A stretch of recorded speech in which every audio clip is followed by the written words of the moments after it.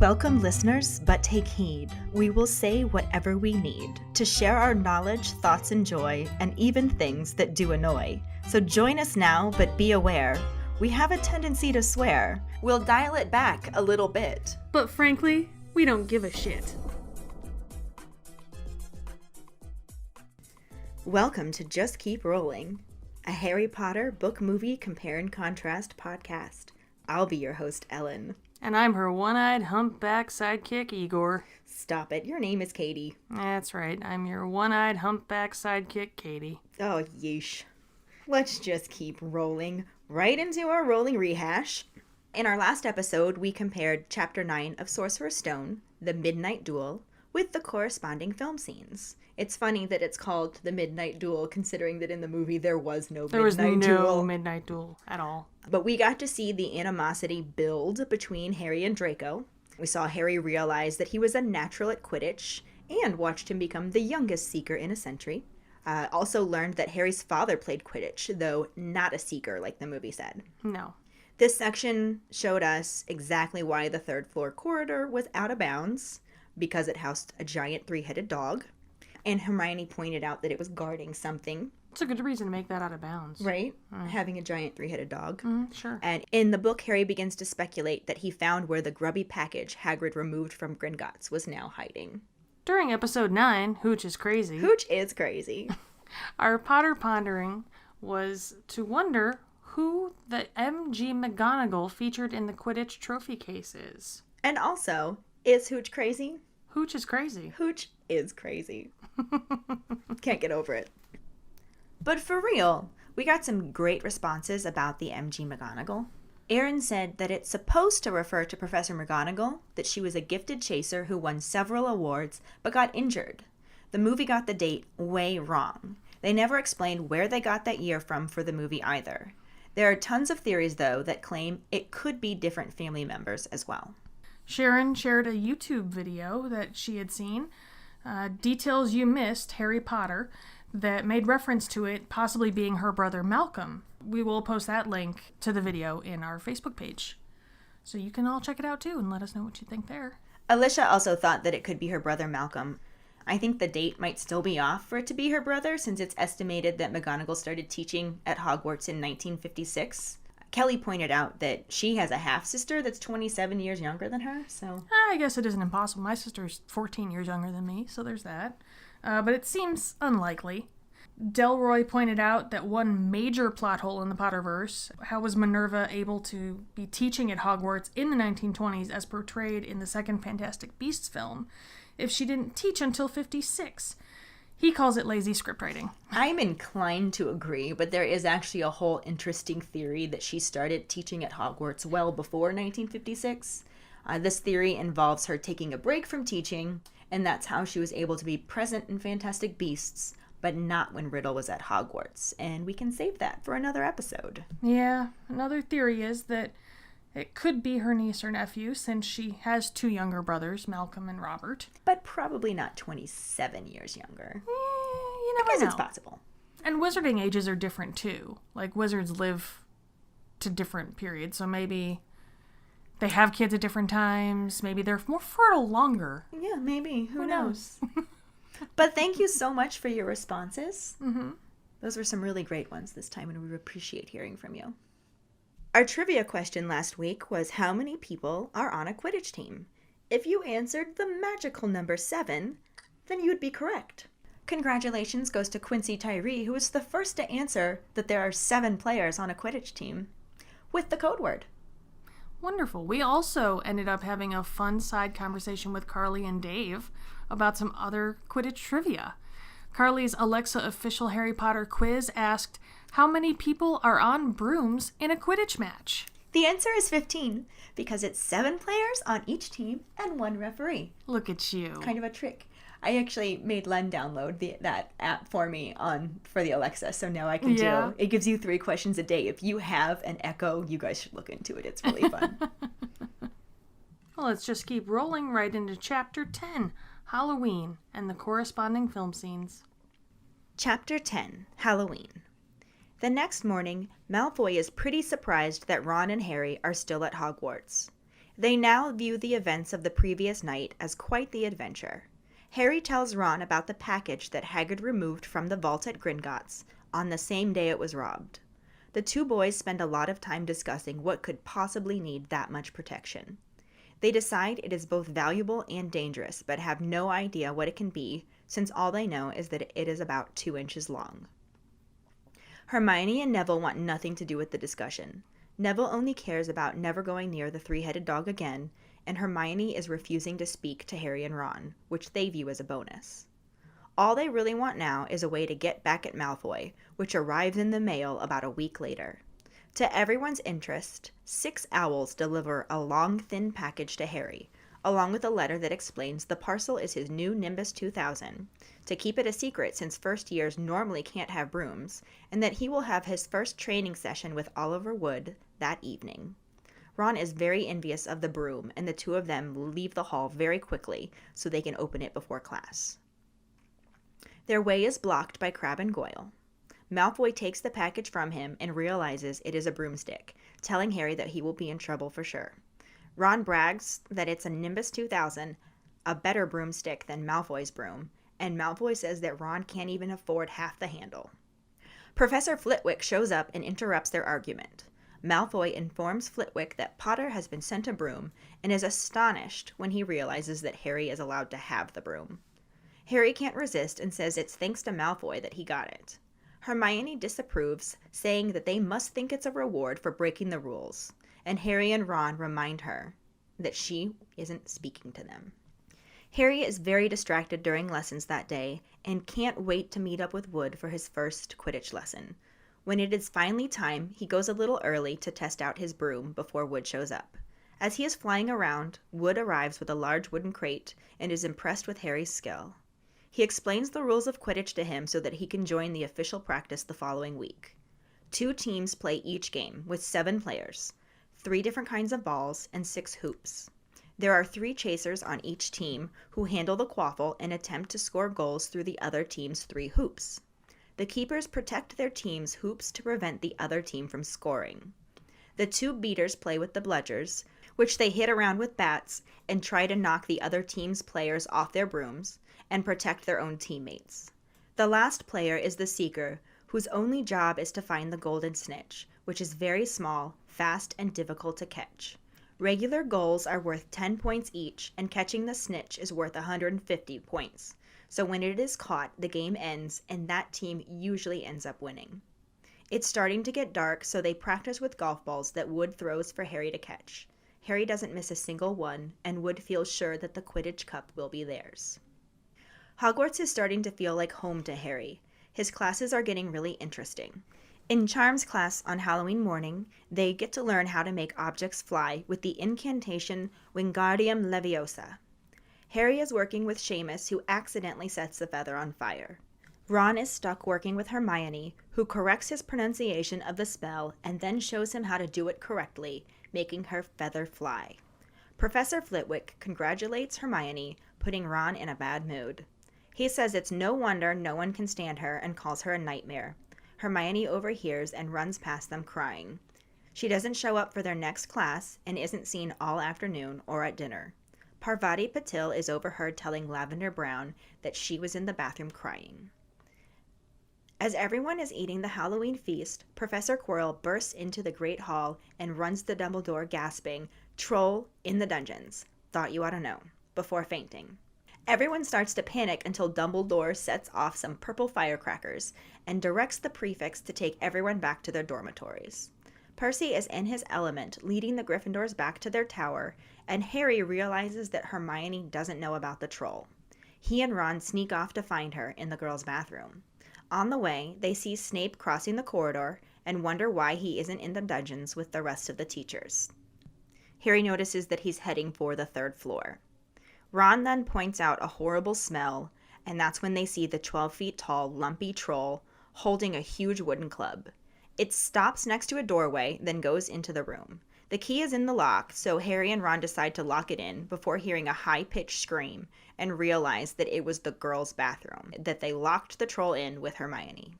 They run back to the bathroom, unlock it, and run inside to find Hermione cornered by the troll.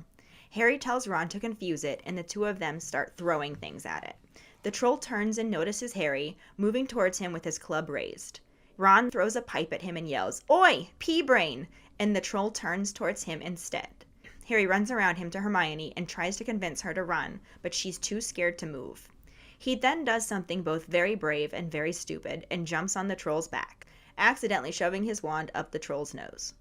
Ron uses the first spell that comes to mind and says, "Wingardium Leviosa," and the club rises in the air and drops back down on the troll's head, knocking it out. Harry pulls his wand out of the troll's nose and wipes it on its trousers. Professor McGonagall shows up, closely followed by Professor Snape, who inspects the troll, and Professor Quirrell, who sits on the toilet, clutching his heart. McGonagall angrily confronts the trio, and before Harry and Ron can say anything, Hermione speaks up and takes the blame, saying she went after the troll because she read all about them, and that Harry and Ron came to her rescue. McGonagall scolds her and takes 5 points away from Gryffindor, then sends her back to the dormitory. She then awards Harry and Ron 5 points, each before dismissing them. When they get back to the common room, Hermione is waiting for them, and they all awkwardly thank each other. From that moment on, they're all friends. In this scene, Harry and Oliver Wood exit the castle carrying a large trunk. Wood is explaining Quidditch to Harry. He opens the trunk, picks up a dented red ball, and tells Harry it is the quaffle. The chasers are in charge of trying to put the ball through one of the other team's 3 hoops. He explains that he is the keeper and tries to stop the ball from going through their hoops. Harry asks about the other 2 balls that are struggling under chains inside the trunk. Wood hands him a bat and releases one of the balls. It flies into the air and rapidly hurls back towards the boys. Harry hits the ball with the bat and impresses Wood with his strength and accuracy. Harry wonders again what the ball was, and Wood tells him that it is a bludger, and then he pulls out a tiny golden ball and tells Harry that it is wicked fast and damn near impossible to see, but that it is Harry's job to catch it before the other team so they can win the game. Cut to white-bearded Professor Flitwick standing atop a pile of books talking about levitation. He has the students practice their swish and flick and reminds them that the incantation is Wingardium Leviosa. The students begin practicing and Hermione corrects Ron's pronunciation. He challenges her to try and she easily makes her feather float. Seamus Finnegan continues to say the spell and ends up blowing up his feather. As they leave class, Ron mocks Hermione. She overhears and runs past them crying. Later in the Great Hall for the Halloween feast, Harry realizes that Hermione is missing. Neville tells them that Pravati Patel said that she wouldn't come out of the girls' bathroom and had been in there all afternoon crying. Professor Quirrell then comes running into the Great Hall, screaming about a troll in the dungeon before passing out in a dead faint. The students all stand up and begin to run for the door screaming in panic, until Dumbledore bellows, "Silence!" Everyone freezes, and he directs the prefects to lead their house back to the dormitories, and the teachers to follow him to the dungeons. Harry and Ron start to follow the Gryffindors back to their tower, but then Harry realizes that Hermione doesn't know about the troll. He and Ron take off in the opposite direction to find her. Instead, they find the troll right as it is going into the girls' bathroom, where it corners Hermione. She scrambles across the bathroom floor as the troll shatters the stalls with its club. The boys throw things at the troll to try and distract it, and then Harry jumps on its back and accidentally shoves his wand up its nose. He is yelling at Ron to do something, and Hermione reminds him to swish and flick. Ron says, "Wingardium Leviosa," and causes the troll's club to float up in the air and then crash back down on its head. The troll is knocked to the ground, out cold. Harry retrieves his wand and wipes the troll bogies on his robes. Professors McGonagall, Snape, and Quirrell show up asking for an explanation. Hermione lies and says that she went looking for the troll and it was about to finish her off when Harry and Ron found her and saved her. Harry notices that Snape's pants are torn and his leg is bloody. McGonagall takes 5 points away from Gryffindor for Hermione's lack of judgment and awards Gryffindor 5 points each to Harry and Ron for sheer dumb luck. Quirrell ushers everyone out of the bathroom before the troll wakes up and whimpers when it grunts. I'm really proud of you for making it through that as many times as you had to say balls. You have no idea the self-control that took. No idea. I'm impressed. It almost physically hurt. I'm not even going to lie. But you did it, and now we can move on. I did. So in the book, since Malfoy tried to set Harry and Ron up to get caught out of bed after hours, in the previous chapter, our current chapter, Halloween, starts out with Malfoy's surprise and probably annoyance that they weren't expelled. This is also when Harry receives his Nimbus 2000 in the book. And as we discussed in the previous episode, the Midnight Duel was omitted from the movie. So this scene starts right out on Wood and Harry carrying a trunk out to the Quidditch field. In the book, they don't walk out to the Quidditch field together. Harry's already out there testing out his new broom. And then Wood shows up and gets a chance to watch him fly and is, like, really happy and impressed with him. Well, movie Harry hasn't received his broom yet. That happens later in the film, so we'll point that out when we get there. Yeah. Obviously. Since he doesn't have the broom, he can't be shown flying around on it at all during the movie, like he was in the book. And it just focuses on Wood explaining the Quidditch rules and rolls and balls. Balls. You would. Let's just keep rolling. All right. Another difference is that before Wood shows Harry what a bludger is, he gives him the bat. He hands it to him and says, "Oh, you're probably going to need this." And Wood releases the bludger and it flies up in the air before hurling back down at them. And Harry hits it with impressive strength and accuracy. Yeah, and Wood's just like, "Not bad, Potter. You'd make a fair beater." Beater. Oh, God. Are you done yet? Probably not, but we can just keep rolling. I just wanted to, like, try my terrible accent, and you gotta turn it into a thing. And I was just trying to distract the people at home from your terrible accent. Just keep rolling, Ellen. Did you notice how in the film, when Wood releases the snitch, Harry's eyes go right to it and Wood's are just all over the place? Yeah, and he can't even, like, see it, and it's just, like, proof that Harry was a born seeker. Yeah. I loved that little touch.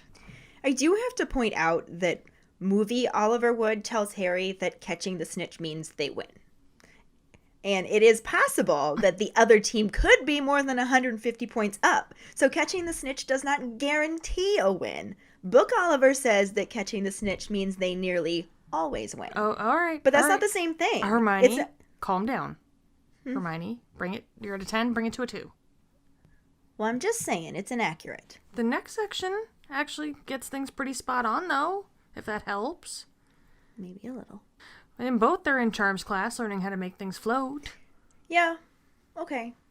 They even paired up the students pretty accurately. Because they got Harry with Seamus and Ron with Hermione. And it's really only some minor changes, like how Hermione corrects Ron's pronunciation. Because in the book, she tells him to make the gar nice and long in Wingardium.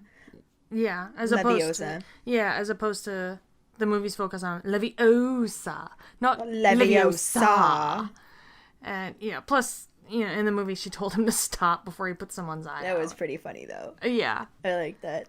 In the book, Seamus only set his feather on fire. There wasn't, like, a whole explosion. Yeah, but as we mentioned last week, this is the second instance of the comedic bit of Seamus blowing shit up. Yes. It really is pretty funny. I love how they char the things around him, too. Like, the fruit in the first explosion, and now, like, half of Harry's face. Right. And he's up there just like, excuse me, Professor, I think we're going to need another feather over here. Yeah. And his face is just half blackened. I love that. Because that's something you don't quite notice right away. Right. But then, it pops out at you. So this one is super minor, but in the book, the feather fire happened before Hermione corrected Ron. But in the movie, they ended the scene on the explosion. Well, it seems like a better ending for a scene, to be honest with you. But I don't know if this had anything to do with his accent affecting the spell, but his pronunciation was way off. He's like... He, like, completely forgot the and he's like, Wingard Leviosa. That's probably why that shit blew up. Yeah. Because saying the spell completely wrong. Yeah, that's literally not the spell. It wasn't. Apparently it's an explosion spell. Right? Or that's just his thing, because they made it a bit.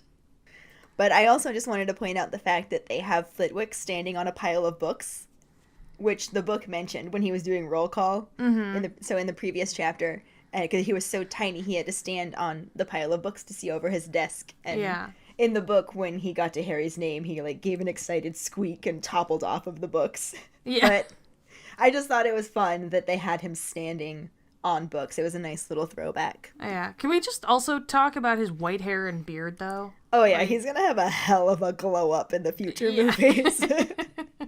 We'll have to talk more about that then, but yeah, he really had one hell of a makeover. Well, we're talking about makeovers. How about Hermione's hair, then? I mean, can we just figure out how to get some goddamn frizz? All I want is some friggin' frizz. Honest to God. I'd settle for a consistent hairstyle at this point. It's Good like luck. every single scene, they got a different person styling her hair. Oh yeah, this looks frizzy. This will work. It doesn't look frizzy. No. There's no frizz. No, it's not even a little bit, but No frizz. let's just keep rolling. Just keep rolling. Anyways, in both, Ron is annoyed that Hermione is a know-it-all and mocks her. So, Well, there's a consistency. I think Ron's not the only one, but, it's Leviosa, not Leviosa. She's a nightmare, honestly. No wonder she hasn't got any friends. And Hermione pushes past him crying because, Ron's a dick. Right? Pretty much. Then she spends the entire afternoon crying in the bathroom. In the book, they even mention that she skips her next class. Like, Ron should feel terrible. She was so upset she skipped a class. What? Yeah, I didn't really think about that. Yeah, the movie doesn't really give a specific amount of time that Hermione has spent in the bathroom, just transitions to the Great Hall for Halloween feast. And that's when they realize she's missing and has been in the bathroom, because Neville tells them. But before they can really do or say much about it, Quirrell comes running in with his panicked, "Troll in the dungeon! Thought you ought to know." And then fainting, because that's pretty awesome. Right. In the book, he wasn't quite that panicked.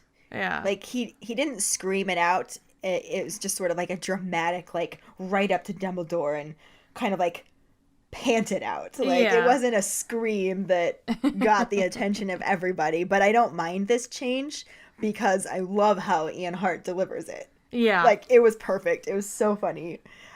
And Chris Rankin, a.k.a. Percy Weasley. Have you met him? Yeah, I have. Really? Huh. You've never mentioned that before. Once or twice.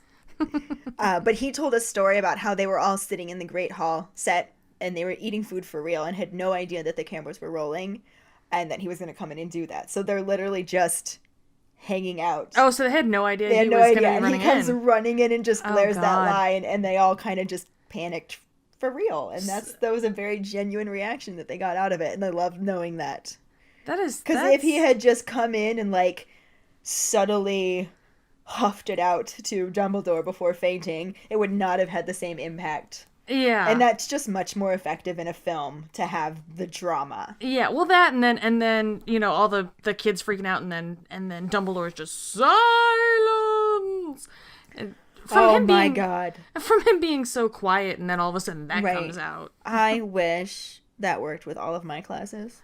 I wish worked with my daughter. I have all sorts of tricks. I don't know, maybe these would work with your daughter. Maybe. To get kids to be quiet down, like, mostly they work with little kids. I like, with one class, I say, Mona Lisa.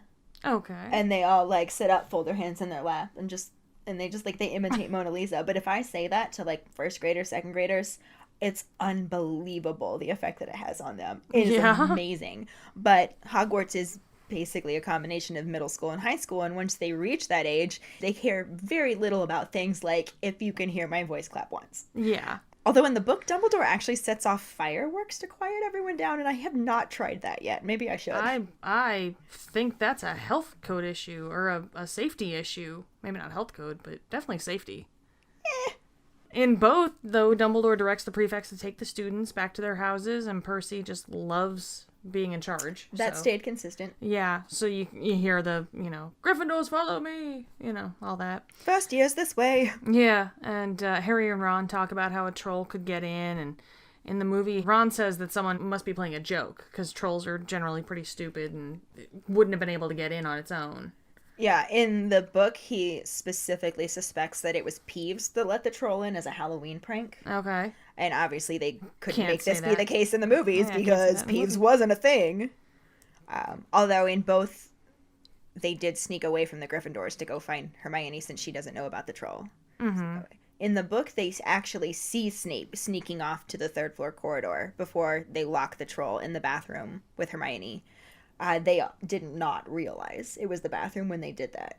Oh, okay. See, they don't show that in the movie, and they take the blame off of Harry and Ron for locking the troll in the bathroom with Hermione, because they don't lock it in, basically. In the movie, they see it heading into a room, and Harry says, "It's going to the bathroom," and then they rush in to save Hermione. Heroes instead of morons. Basically, yeah. Well, I mean, they did have to fix Ron's mistake, considering he is the one who put Hermione in the bathroom crying. Like, he's the reason she was there. That's true. Yeah. And that's probably why Harry was just like, we have to go tell her, because he feels bad. Right. And I think Ron has the, like, reluctant feel bad. Oh, for sure. And then as soon as they realize that she's actually in danger, they both have a complete and total hero complex, although Harry's is significantly worse, I think. Yeah. Because in the book, they describe Harry jumping on the back of the troll as something very brave and very stupid. And that pretty much sums up Harry in the entire series. Exactly. He was a true Gryffindor. Brawny rather than brainy. Yeah, so this, it isn't exactly a line that Hermione steals, but in the movie when Harry and Ron are trying to confuse the troll and Harry jumps on its back, and yells for Ron to do something. Do something! What? Anything! And Hermione has to tell him to swish and flick, and it's like that's not in the book, obviously. And then Ron suddenly gets the Wingardium Leviosa, and to knock the troll out with his own club, which doesn't actually, it just floats the club and then it drops. Right. I think that does count as a line steal, because in the book Hermione's so terrified that she can't even move. Like, Ron distracts the troll and Harry runs around it and it's just like, come on, Hermione, let's go. And Hermione's just like, ah. Like, she was not in a state to be telling Ron. Like, if she could have done swish and flick, if she could tell him to do it, why didn't she just do it herself? Yeah. Like, where the hell was her wand? Yeah, I think that's stealing a line. I will count that. But Book Ron totally came up with the idea of that on his own. Like, he just that was the first spell that came to his mind, and I really think he should get credit for that. Because it's what actually saved the day. Yeah. Between Harry sticking a wand up his nose and Ron knocking it out, like, they had to teamwork the shit out of that. For sure. Well, they had to take on a fully grown mountain troll and live to tell the tale. But in both, Professors McGonagall, Snape, and Quirrell show up, and McGonagall questions them about what happened, and Hermione lies, saying she went looking for the troll because she read all about them and thought she could handle it. And I still don't understand, like, why she had to I don't see why she had to lie. That doesn't make any sense to me. Yeah, the way I see it, Harry and Ron broke the rules to save her, so she was just trying to take the blame away from them in the hopes that they wouldn't get in trouble. And it's not exactly the smartest of plans. Yeah, she could have told the truth. Like, it's the same thing whether she tells the truth or not, but, I mean, she had been in the bathroom and didn't know about the trolls, so Harry and Ron came to help her. Like, that's literally what happened. Yeah. I don't see why she had to take any kind of blame on that. The only thing I can figure is that she was afraid that they'd ask why she was in the bathroom and it would come out that she was crying and then Ron had been making fun of her or something. But it was clearly a spur-of-the-moment story she had spun, and it was not very well thought out. Although I also kind of think that the book just shows us that at least Book Hermione has a really difficult time thinking on her feet because she's just panicked, backed up in the corner, and maybe she's really worried that, oh, these guys just saved my life and I really want them to like me, so I'm going to take the blame so that they maybe won't get in trouble. And I don't want two people to get in trouble as opposed to just one. Yeah, okay. I mean, it was 11-year-old. She's an 11-year-old. Yeah, she's book smart. She's not street smart. She's not street smart. She gets a little better at it as she goes on. She does, but I think that's with a lot of help from Ron and Harry, for sure. Mm-hmm. Because she's an only child. She's never had to cover for any siblings or anything, too. Oh, yeah, if something went wrong, it was probably her fault. But let's be honest. Nothing ever went wrong with her. She was a delight. Yeah. I think this conversation went significantly better than last time when we were summarizing the movie scenes. Oh, yeah. When we, Yeah. We may have had a shouting match. Oh, we weren't shouting. I was. We definitely argued about this for a solid 45 minutes. It was, yeah. It was a long time, and we came to the same conclusion that we just did, but not as friendly. No. We had a definite Slytherin Gryffindor moment, button heads over it, and we did. But we were just really happy we did not do that. We did. Hey, on record. Right. You even said that too. You're like, I'm so glad we're not recording right now. And you were right, because it was crazy. I didn't realize that I felt that passionately about it. Right. You were really, I was just like, no, I'm trying. Like, I just kept trying to tell her, I'm like, no, like, I deal with kids this age. Like, they tell the dumbest lies. They don't think these things through. I wasn't going with her on that. But you know what I do go with? Getting that nice little shot of Snape's legs. Ooh, baby. Snape's look at that hair and blood. Yeah, Alan Rickman's got the gams, baby. That was the weirdest segue ever, but I'm really going to take it was. because we did need to move on from our argument. We really did. Otherwise, it was going to start up again. So Snape's bloody leg. Yes, they show that. And I think that's how they were implying that he went into the Forbidden Corridor in the movie. Mm-hmm. Since, like, in the book, they were specifically like, Harry was like, I think he's going to the third floor corridor. And they just spell that out for you. Yeah. So I think in the movie, they had to give it that implication since they couldn't actually show you where he was going. Yeah, and we'll talk about this in the next episode too, but Harry mentions that he's limping in the next section. So that's how it all comes I'll bring up. it up then too, because it just reminded me of a line that I love. But in both, Hermione loses 5 points, and Harry and Ron earn 5 points each. Yes, so they come out 5 points ahead, which isn't really too bad. But I love the in the movie, she said it was for sheer dumb luck, and I just love that. It's got to be my favorite McGonagall line ever. Because Maggie Smith is amazing. And the chapter and this scene wrap up pretty similarly with the point system. Like, the points are the same and dismissing them and Quirrell being left with the troll. But the book does include the trio all meeting up back in the common room and thanking each other super awkwardly. And the book says that, and they are friends from that moment on. Now, obviously, the movie just shows you that, but the book has to say, like, it's a great way to sum up the chapter. There are some things you can't share without ending up liking each other, and knocking out a 12-foot mountain troll is one of them. So is making a podcast. We liked each other before then. Well, don't believe a word she says. Katie loves me. Yeah, I do.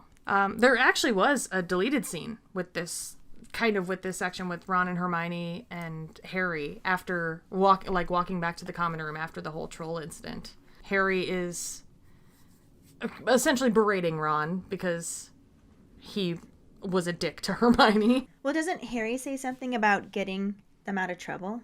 Yeah, in the deleted scene, Harry says, thanks for getting us out of the trouble, and Ron is kind of a dick about it, and he's like, well, we did save her life. And Harry goes, yeah, and she wouldn't have needed us to if you hadn't have been an asshole. And Hermione's just like, that's right. Yeah. Like, she just gives the cutest little head nod. Right, but then Ron just goes, what are friends for?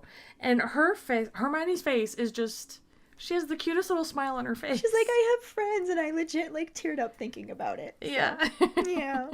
And they walk away together, and so that's essentially, that's essentially what that was. Yeah, because they knocked out a 12-foot mountain troll together, and that'll bring you together. Pretty much. And what it brings us to now is our Potter Ponderings. It sure does. This week it does. Since Ellen and I had quite the argument, as we told you earlier, about why Hermione would lie about going after the troll, I want to know what your thoughts are. And why the hell would Hermione lie? It seemed like a ridiculous lie to me, to be honest. Yeah, let us know what you think. We'll have this up on Facebook for you, so. Yeah, we'll be putting that on our Facebook. And as usual, any other questions that you guys might have or want to pose or things that pop into your head, please share it on our page. We've been getting a few more posts as this goes on, and it's been really exciting. So yeah. Keep them coming, guys. Yeah, we like interacting with everybody. Really do. We also are loving getting our Sorting Hat stories, so don't forget to share those with us. Which brings us to this week's, and it's our... Nick Fury. Our Nick Mike. Fury. He brought us together. I practically had to sit him down and stare at him while he wrote this to get it from him, but we've got it now. And he says, Heyo, I'm Mike, and I'm a Hufflepuff. My wand is cherry wood, 12 1/4, with a unicorn hair core, and my Patronus is a white stallion. I first got into Harry Potter somewhere between 2000 and 2003, as I can remember Order of the Phoenix being the first one I had to wait for. I was curious to see what all the hype was about. The books do such a good job of immersing the reader in this hidden world. The books never felt like they drug on despite the page number increasing. There was no over-description of the background like Tolkien, or unnecessary backstory like Stephen King. They were easy reads from the get-go. I especially remembered being so enthralled with the Deathly Hallows that I would read it in between calls at my job at Redacted Insurance Call Center. I would like to talk about my actual sorting. At the start, I must confess I had a poor outlook on Hufflepuff House. Gryffindor and Slytherin were clearly defined, and Ravenclaw was the smart/intellectual house. Hufflepuff was, in my mind, where everyone else went to. The leftovers. I'll take the rest, said Helga. So when I was first sorted, I was bummed to find out I was Hufflepuff. Thankfully, with age brings wisdom. I found out that Hufflepuff isn't a reject house, but a house that values loyalty and kindness most of all, as do I. A good game is valued over winning at all costs. I could go on. If I had to choose, I liked the books a bit better than the movies because I pictured some things differently. The main three, though, was perfect casting. While not nearly as knowledgeable about the world/fandom as the two hosts of this show, I do enjoy the fandom. And yes, I am Hufflepuff and proud. Aw, I love our Nick Fury. Yeah. He is... in a lot of ways, like, you can thank him for this podcast. Yes. Or blame him, one of the two. Or blame him. Sure. That brings us... Sometimes I think Katie goes back and forth. A little bit. There are days. But in the end, I always love you. I just grinned. There's no words. Thanks for spelling that out for everyone. In the end, there's no one I would rather do this podcast with. I don't think there's anybody else I could do this podcast with. We're especially now. Now it would just feel like cheating. Aw. I don't know why I take that as such a compliment, but I do. Anyway, that brings us to this week's trivia question. And that is, how many ways are there to commit a Quidditch foul? If you know the answer, head to our Facebook page at JKR Podcast and find the post. Comment under it with the answer and the code word broomstick. That is all one word. I've been working on it. I've been really trying to come up with one-word ones. Well done, broomstick. The prize for the first one who responds with the correct answer and the code word will get a bitch is a witch, motherfucker's a wizard, or a just keep rolling sticker. And another way to get a sticker is to rate and review us. If you're an Apple person, you can do it through the Apple Podcast or iTunes app. If you don't have Apple, you can write us a recommendation on our Facebook page. Then email us at justkeeprolling@gmail.com to let us know you did, and we'll get back to you to figure out which sticker you want and where to send it. And don't forget to find us and follow us on Facebook at JKR Podcast and Twitter and Instagram at Just Keep Rolling. If you would like to support us as a patron for extra perks, you can go to patreon.com/justkeeprolling.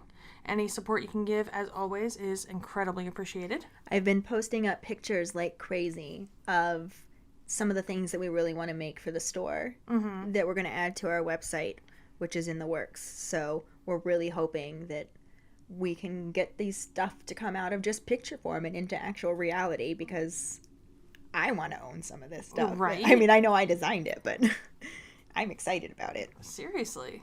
Join us next week when we talk about Chapter 11, Quidditch, and the corresponding film scenes. Thanks for listening. We hope you hear us again. I'm Katie. I'm Ellen. Until the next time, just keep rolling.